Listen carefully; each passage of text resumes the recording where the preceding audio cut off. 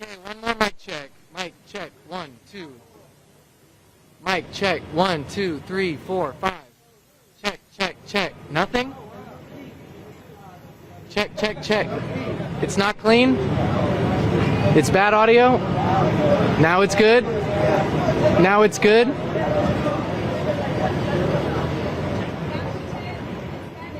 Uno, dos, tres. Cuatro, cinco, seis. Okay, hold on, we're gonna do one.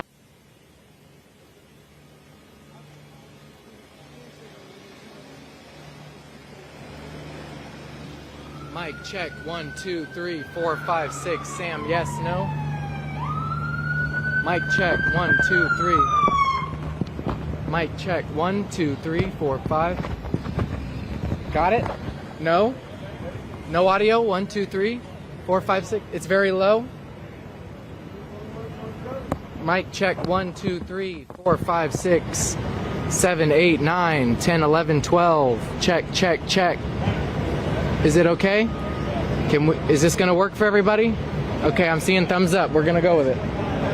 Keep going. 1, 2, 3, 4, 5, 6, 7, 8, 9, 10, 11, 12. Check, check, check. Yeah, you got it.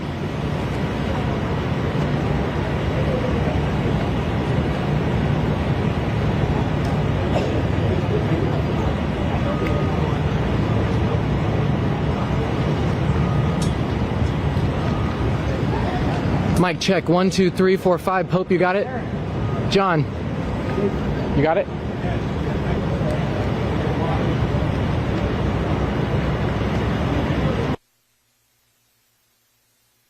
Test. Testing 1, 2, 3. Testing 1, 2, 3. How copy? 1, 2, 3. Testing 1, 2, 3. 1, 2, 3. Everybody else over here is good. I've got 1 no. You're good. 1 no. Check your cables.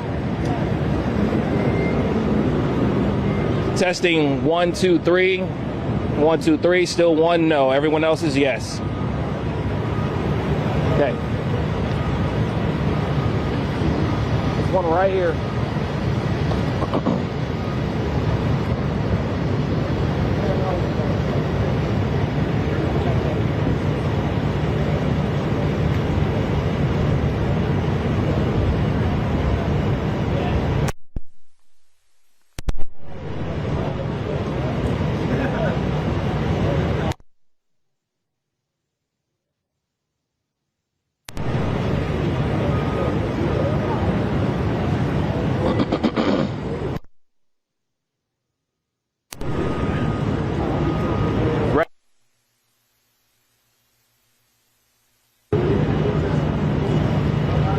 One last test. Testing 1, 2, 3. Testing 1, 2, 3.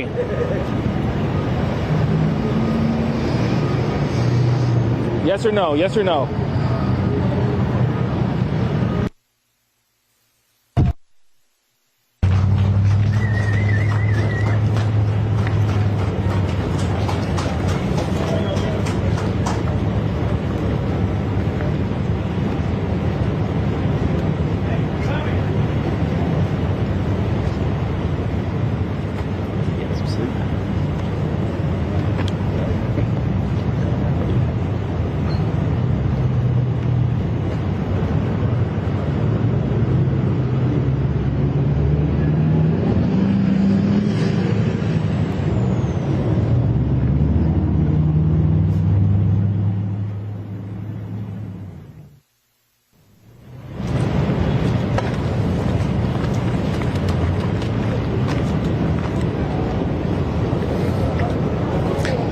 Thank everybody for being here.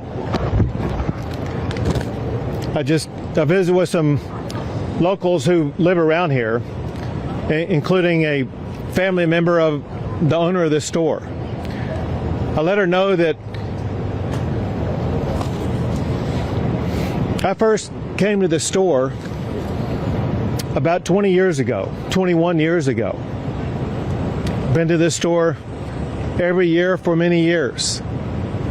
I've seen these little campers since they were just a little bit bigger than toddlers, young kids. I've seen them grow and mature into beautiful young men and women.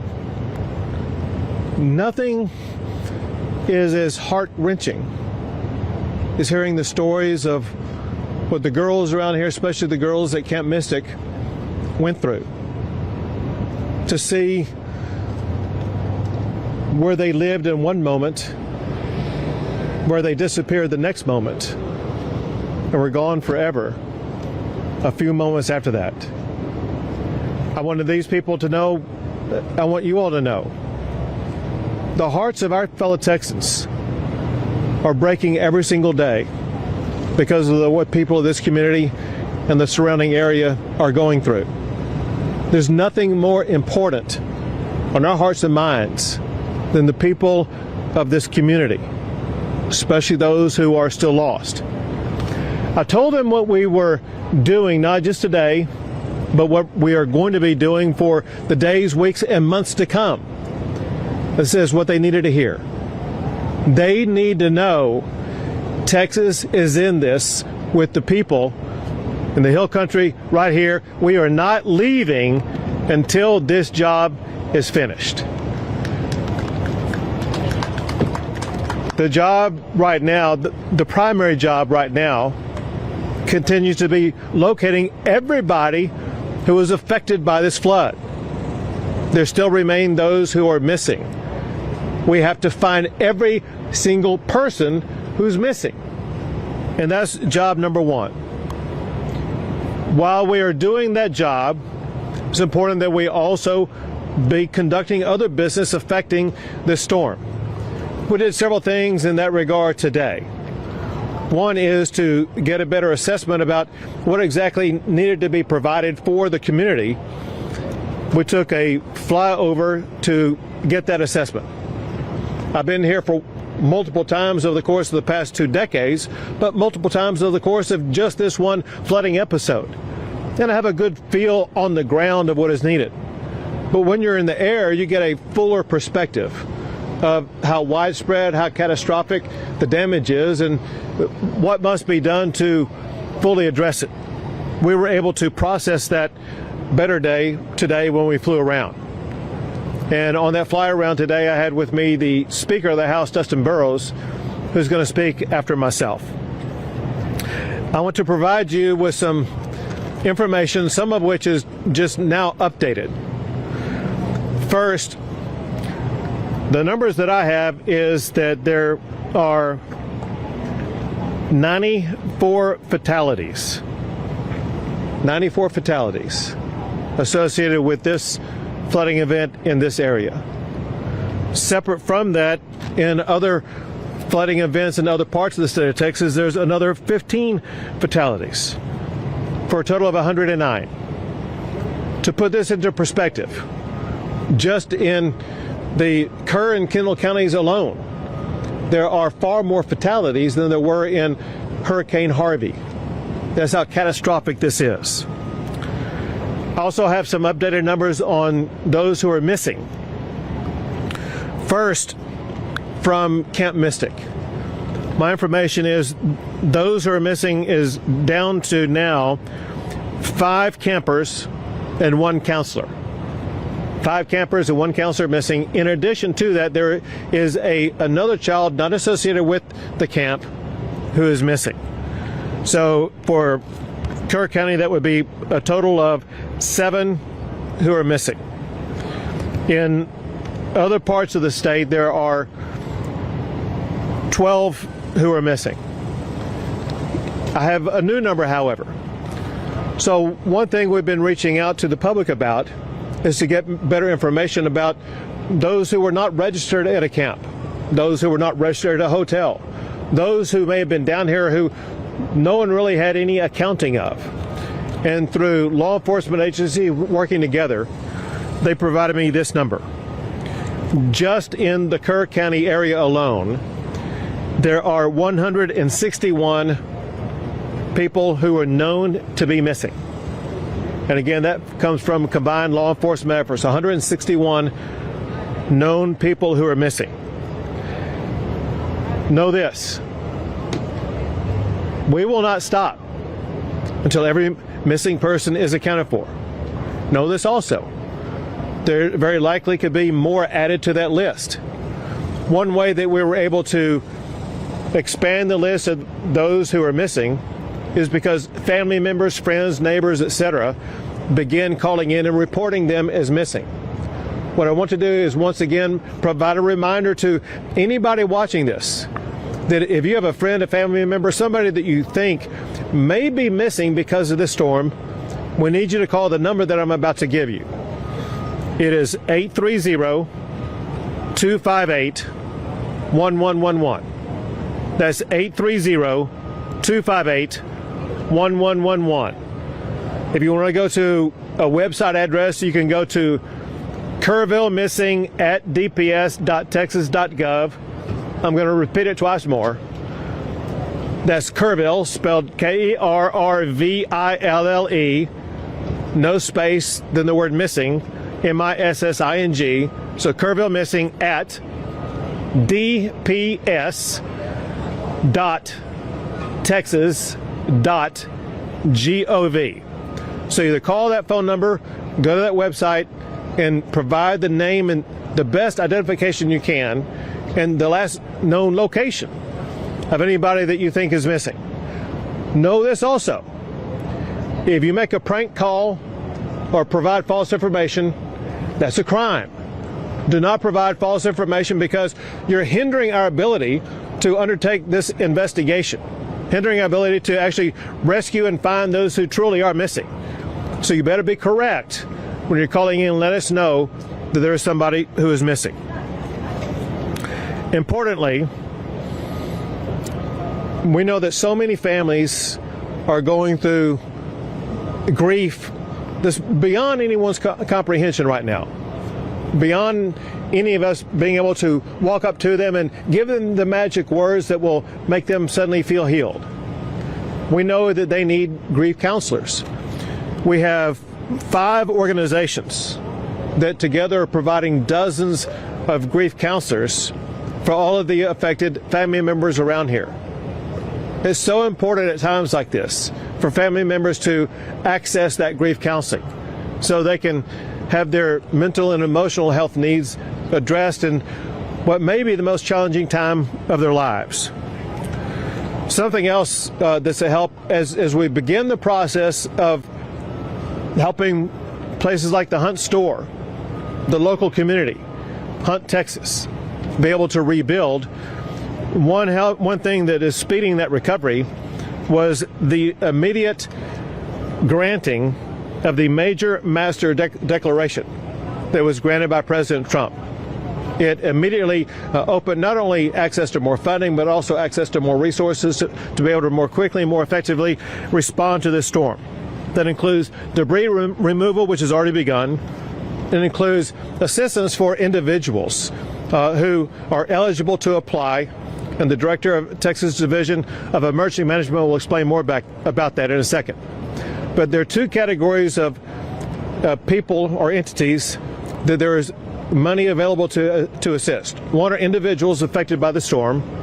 Another are public entities like the town of Hunt, like the town of Kerrville, like the county of Kerr, etc.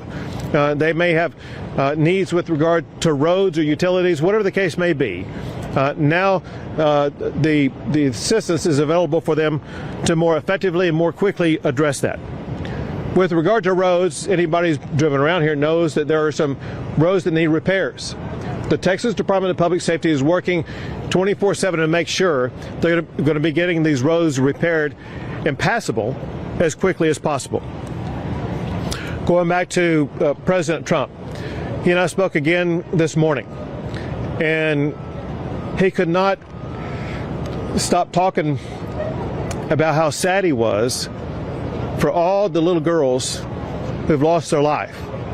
He recounted his own understanding of what happened with what was really a tsunami wave of wall of water that swept too many of them away. And he cares a lot about those young ladies.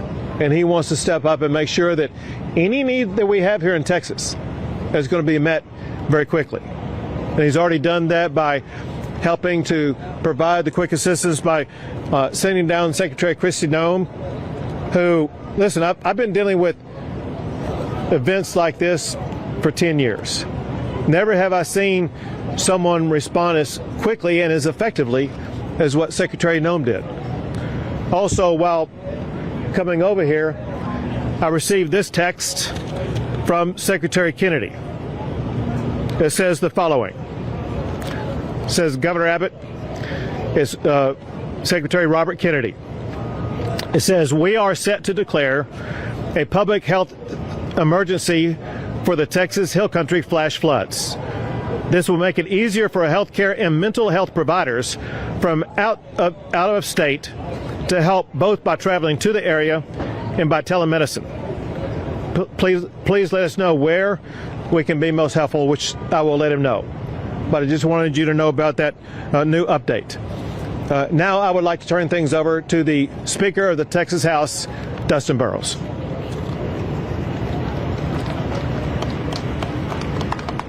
Thank you, Governor. First, to the members of the community and to all those who've been impacted, the survivors, those who've lost loved ones, I know there's not any adequate words any of us can express to share our care and concern. But I want to promise you, every person in this state, every tip of it, we have held you in our thoughts, in our prayers, and we will continue to do so as you go through this and you take care of what I know all Texans can endure. I had the opportunity to fly with Governor Abbott today over the damaged area. It is hard to comprehend the amount of water that came through in such a short period of time. It is unimaginable what the victims and survivors went through as they were faced with that, and we heard the stories about that. And looking at the debris and looking at the problems and all of the damage that's been done, I know there's a long road to recovery. But through that, we saw some silver linings. We saw Texas flags being flown proudly because we know people of this state are resilient. We saw people from all over the state coming together and working and volunteering and trying to begin helping rebuild and continuing with the search and recovery efforts. I have had members of the Texas House from all over the state looking for ways to help. You have a great local representative with West Verdell, but I promise you, every Texan, all 150 members of the Texas House have been looking for ways to help, whether it's helping to raise money or wanting to do things. They are committed to it. I want to thank Governor Abbott for saying that we will address these issues in a special session in 2 weeks. And I want to assure you, the Texas House will be organized, we will be ready, and we stand willing and able to listen to the community and experts and do all that we can to help address it from this perspective. So thank you all very much for the opportunity. I'll turn over the microphone.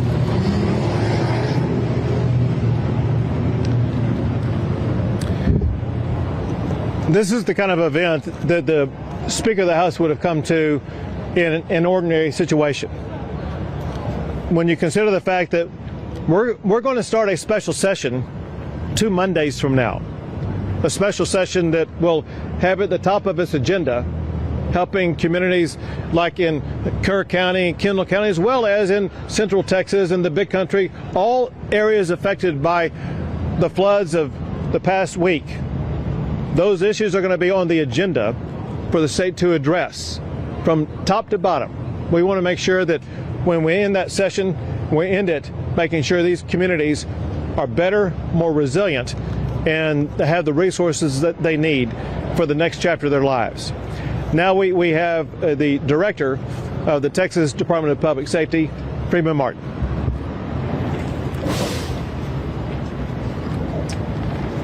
Governor, thank you. The Governor said it. We have 109 fatalities and 161 missing.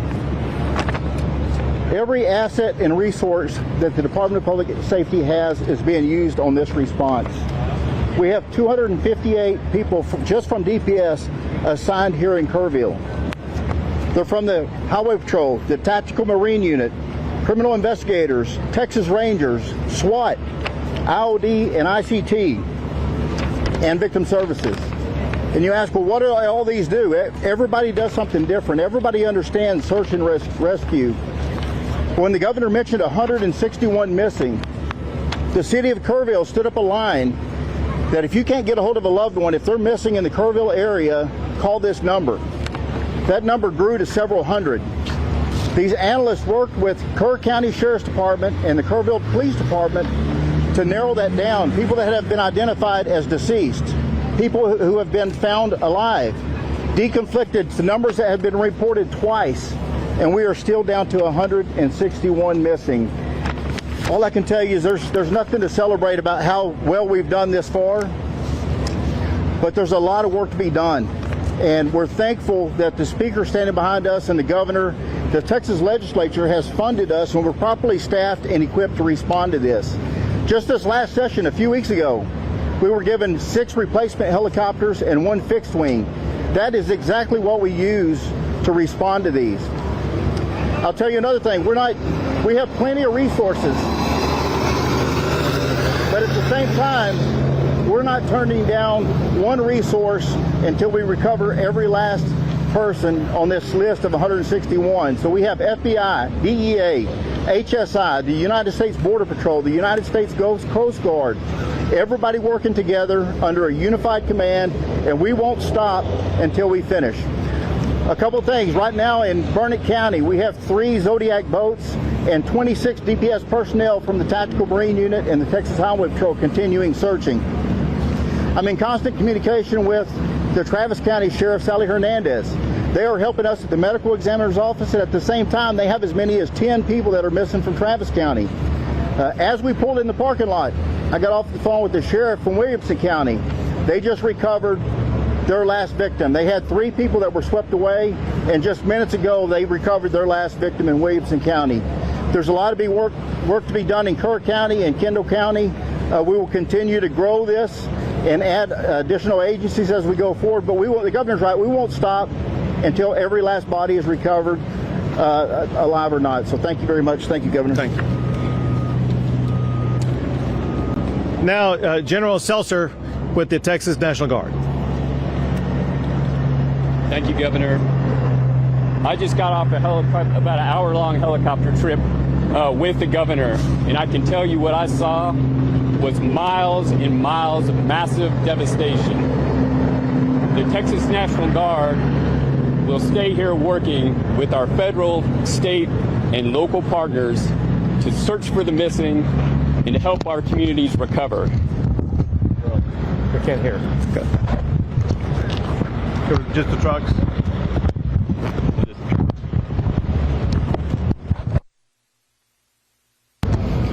We will continue using assets such as search crews on the ground, high-profile military vehicles, Black Hawk helicopters with rescue hoists, and heavy Chinook helicopters in order to conduct search and rescue, evacuation, and to insert critical safety teams into austere areas to help life-saving. Aiding us in the effort today is the arrival of 4 Black Hawk helicopters from the state of Arkansas. That grows our agency count to 13 helicopters in support of this effort. Additionally, overhead, for the last 3 days, we have had MQ-9 Reaper remotely piloted aircraft conducting search and rescue operations. We are working with other states to get additional crews to support so that we can expand the coverage of that search and rescue operation. And lastly, we have shelter management crews that are working within the community to help those in need.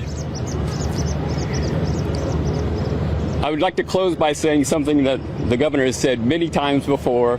He's said it many times today, but I'll emphasize it. Your National Guard will not leave until every person is found, and we will not leave until our communities are recovered. Thank you. Thank you.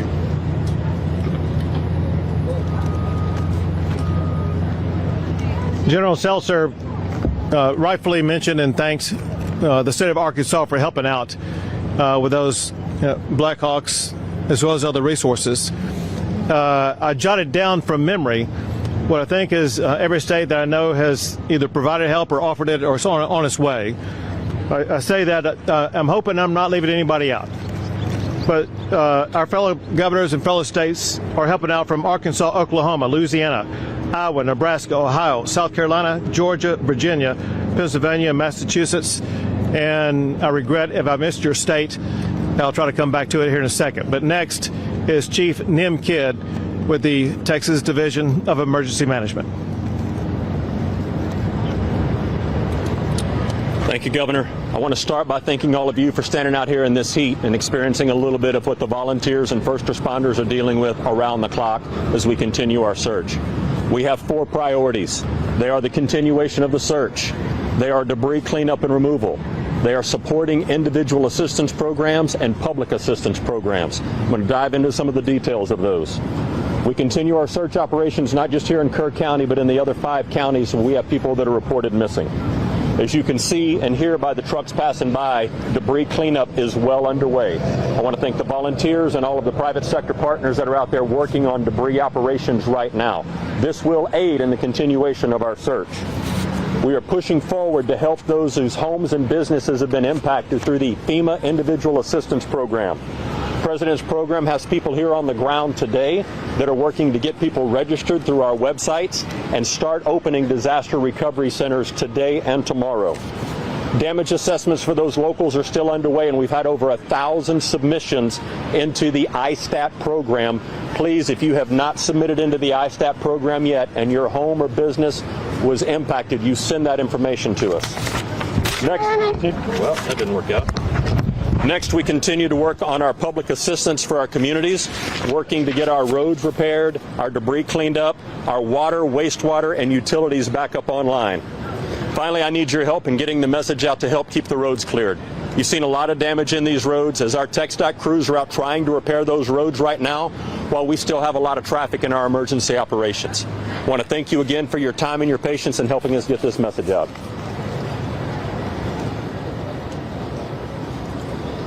Thank you, Chief.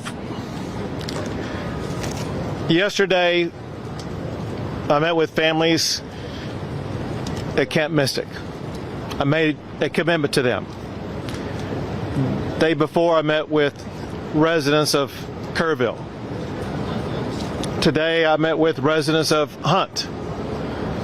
I made a promise to all of them. Texas will not stop until we finish the job. We will not stop until we identify, recover every single body. We will not stop until every road is rebuilt, every inch of debris is removed. We'll not stop because we are a state that cares about our people, cares about our communities, and we'll be with them every step of the way. We'll take a few questions. Governor, Monday happened.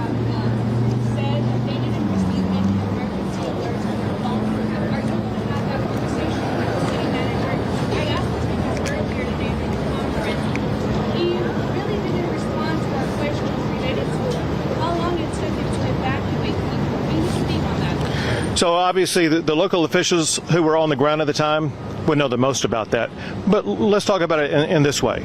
That's going to be one of the issues that we begin to address in less than 2 weeks in the state legislature. We're going to address every aspect of this storm to make sure that we're going to have in place the systems that are needed to prevent deadly flooding events like this in the future. Governor? When one thing happened, Governor, you led an investigation. Are you going to ask for investigation in this case? So we say when Harvey happened? No, Uvalde. Oh, Uvalde happened? Yeah. And it was gross negligence back then. Now this happened and the death toll is enormous. Are you going to ask for investigation? Who is to blame here? Right. So I'm going to talk about 2 different things. The first part of your question, and that is an investigation. We know a special session's coming in about 10 days. That's where I would say where it begins. Candidly, those investigations will begin by both the House and Senate before we go into session. So probably beginning later this week or the early part of next week, there'll be committees formed that are already kind of working on ideas about ways to address this. Second part of your question needs to be addressed. You ask, and I'm going to use your words, who's to blame? Know this. That's the word choice of losers. Let me explain one thing about Texas, and that is Texas, every square inch of our state, cares about football. You could be in Hunt, Texas, Huntsville, Texas, Houston, Texas, any size community, they care about football. High school, Friday Night Lights, college football, or pro. And know this, every football team makes mistakes. The losing teams are the ones that try to point out who's to blame.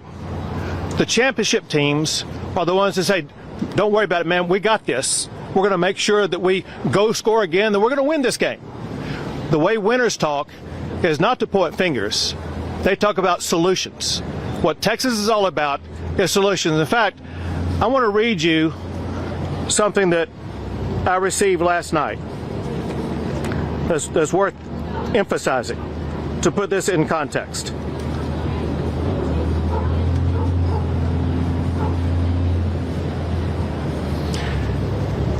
Tragedy has come.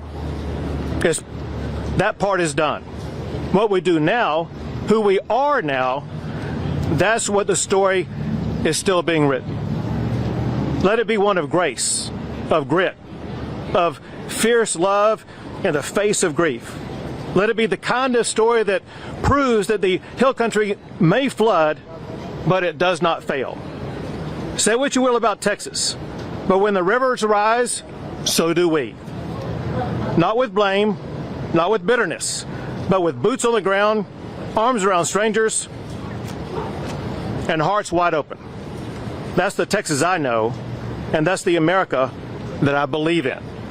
What this person wrote is what I know is true for all Texans, and what we will achieve every single day. Governor Burrows, what kind of legislation do you hope to see come from this special session? You know, part of the legislative process is policy is not made in a vacuum. We have ideas. I've served on 2 investigatory committees out of the House before I was Speaker, both Uvalde and Panhandle wildfires. There are things that we can talk about, but it is too early to commit to know the specifics until we actually talk to the members of the community and hear what they think. Talk to the experts in the field. Talk to the first responders. That's what legislative hearings are for. We are ready to get started. The legislators I talk to, the members of the House, and I know the Senate, are very interested in finding solutions, to not accept that we can't do better. But we will have those hearings. We will synthesize what we get, and we will come up with legislation that I believe will make it to the governor's desk and make us a stronger, better, more resilient Texas. Governor, what do you say to these families that say these solutions may be a little too late? Well, so one thing that we're focused on is making sure that we deliver the right solutions. One thing the Speaker just said that's worth emphasizing, and that is that for us to provide real solutions, we actually need to hear from the people who are the ones most affected. The ones most affected, they're dealing with the grievance of having lost a child or lost a business or otherwise have their lives turned upside down. They don't have the capability right now of providing that information. We'll talk to local leaders, importantly, not just here, but across the state. And we want to make sure that we address what happened here, but at the same time, we want to make sure that we are able to implement measures that are going to be able to prevent loss in other regions going forward. So we have our work cut out for us, but I know the members of the House and members of the Senate, I know we'll work and get some meaningful things done.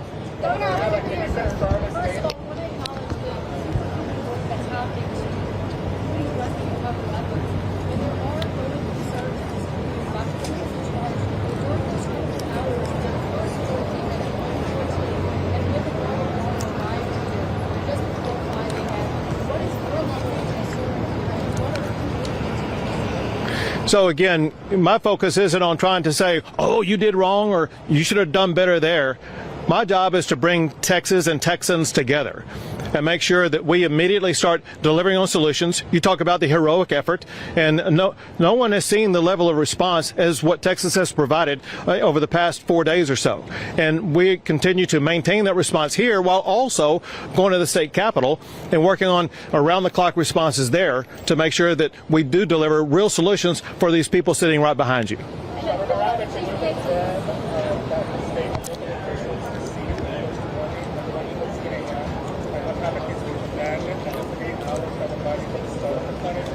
Sure. So what your question is about what local officials knew? You'd have to ask them.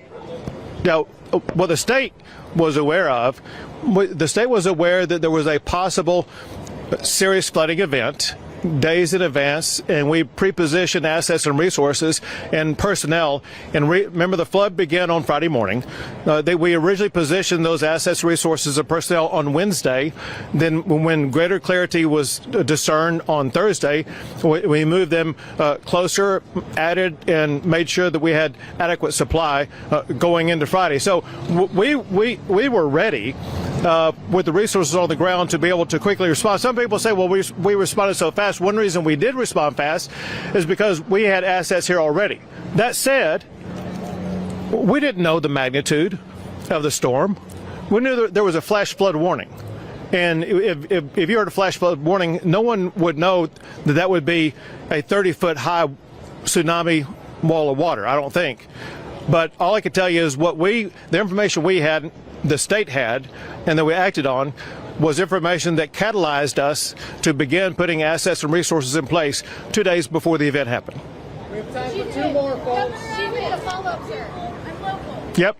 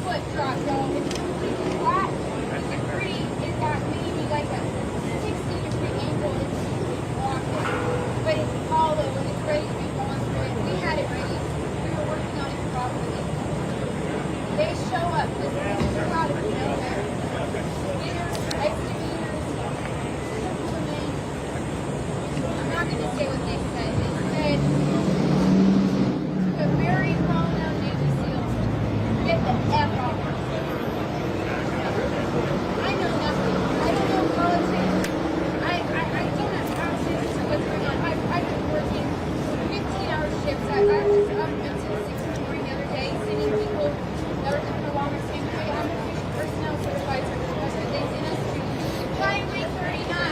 I'm assuming there's a shelter out there for us that we can go to. We're all going down with that sign. And I said, I was sent out there. All of us up there. And they go to fire. So I think we're going to go. I hope to bring a lot of place where, long story short, these people show up. They tell us to leave. They say, hey, we're going to work hard and all work out. And start working with that hill.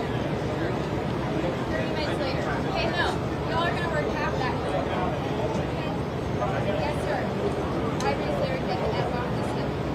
We had, at that time, about 200 volunteers, certified Navy SEAL veterans.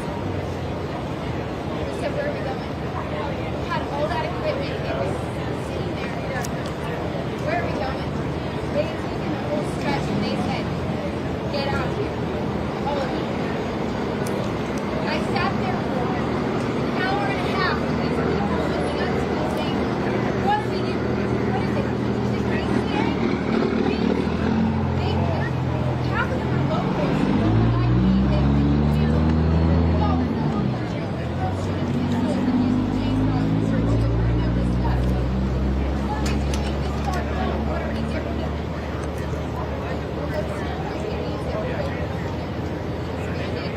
But we want to go back out. Here it is. Some people travel by train.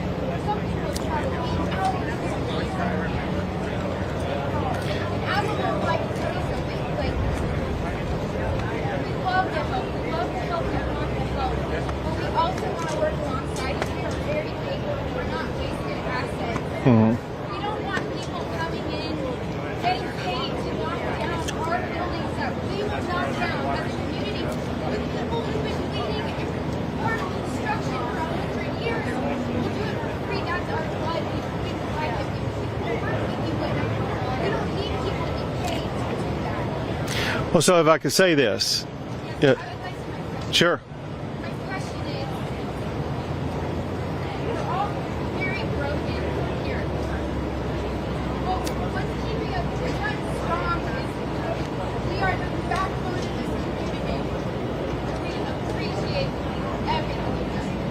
We're the backbone of this community.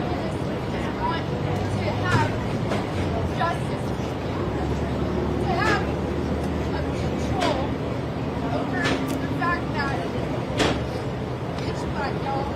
There's nowhere, there's no Wi-Fi, no Wi-Fi, no resources. We don't have cell service.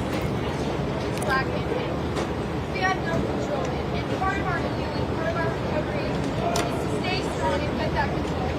We really want it. We appreciate it.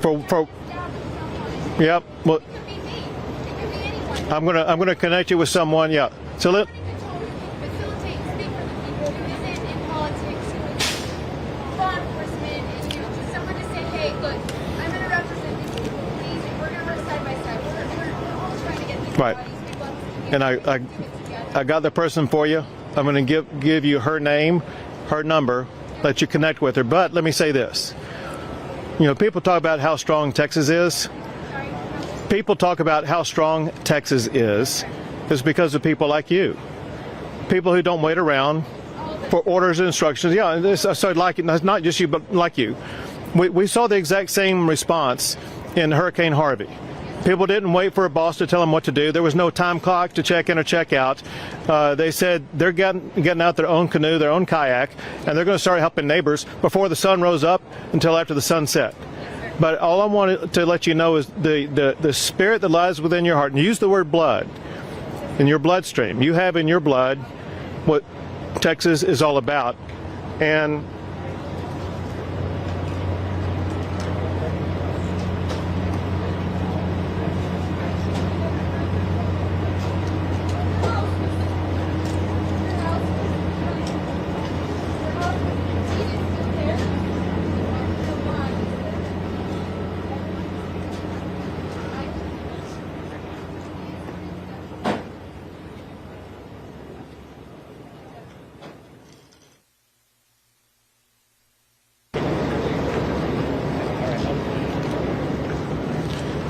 Two more questions. Quick follow-up. What Let me see. with the county ahead of this flooding here, sir? Nim could best answer that. Nim, when Chief Kidd,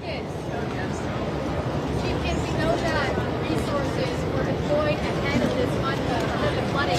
At what point was the state in contact with your county? Wednesday and Thursday before the Friday morning. Why was it not clear? I can't answer the whys. I'm not going to answer the whys. You asked when we were in contact. We started having calls and messages on Wednesday from an area of I-35, out I-10, all the way to where it touches I-20, all the way back over to where I-20 touches I-35 again. That is a large chunk of Texas that was anywhere in the potential area of where this kind of rain could have fallen. It picked this spot right here. all right, one more question. Go ahead. Yep. And so I just heard that moments ago. The man who's in charge of that assistance is Chief Nim Kidd. She wants to know how long does it take to get assistance? How long does it take to get assistance? That FEMA takes a while, but we need help right now. So the disaster recovery centers will be published in the morning of those locations. They can go to those locations and start getting aid. There are plenty of volunteers that are out there ready to offer aid right now, in addition to the federal assistance. But you're saying that those centers will be open tomorrow morning? Yes, sir. Where? We have the addresses. I need to confirm them, and then we'll put them out. They will be publicized. They will be publicized. Yes, ma'am. Thank you all. Thanks, everyone.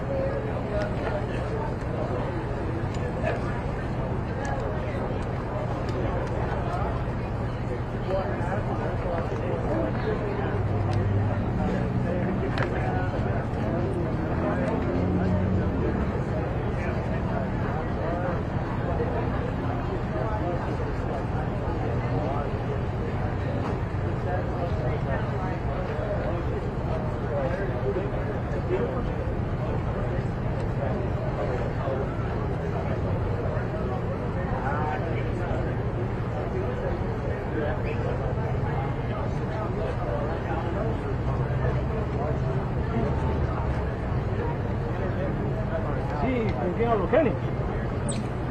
What's up, Kenny? Es Kelvin aquí desde Texas, desde Hunt, Texas. Kenny, mira, yo llamé temprano, solamente quiero que ustedes me digan si grabaron todo lo que yo mandé de la conferencia de prensa del gobernador Abbott.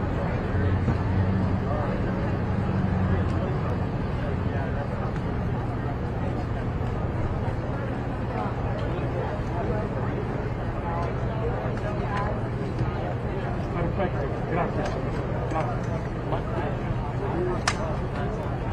Mira, que lo busquen.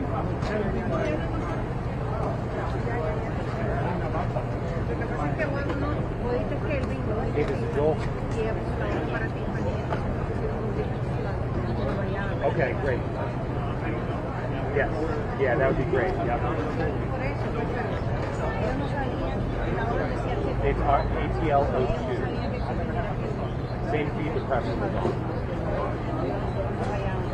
Yep, your lead. Go for it. 202. Okay. 351. 4723. Dial it in now. We're going to get her in front of the camera. Take care of it. Yep. Can I stay on the line with you? Okay.